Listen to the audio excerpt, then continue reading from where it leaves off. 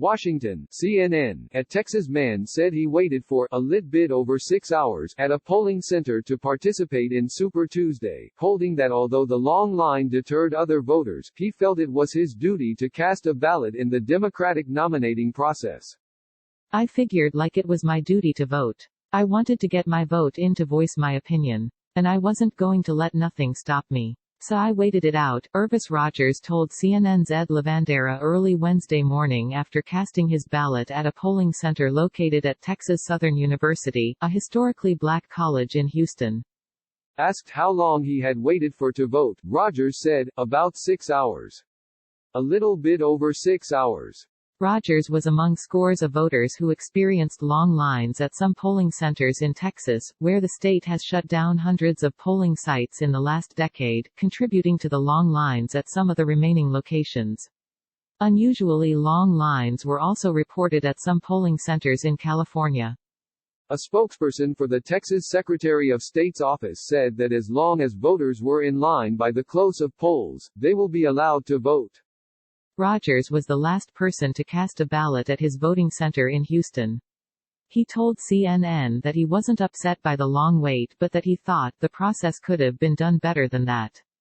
But that wasn't going to deter me from voting, he added. Rogers said, a lot of people walked away after seeing how long the line was on Tuesday, but that he was determined to wait it out, and I feel good about it.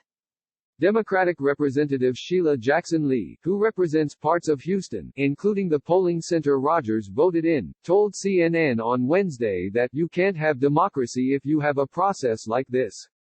Jackson Lee said the site had only about 10 machines and that a couple extra were brought in.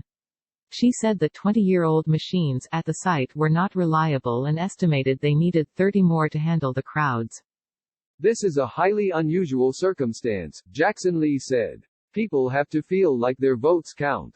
On social media, Rogers was lauded for his commitment to the process, with Twitter users calling him a patriot and a hero. I don't know many people who would wait more than an hour or two. Great respect, wrote one user. Urvis Rogers is my hero, another wrote. This is a guy who remembered what it took for Black Americans to gain the right to vote. I applaud him. Former Vice President Joe Biden won the Lone Star State, adding to the success he experienced Tuesday after clinching victories in states across the country. The win came after his late blitz in the state, with rallies Monday in Houston and Dallas punctuated by an endorsement from former Texas Representative Beto O'Rourke.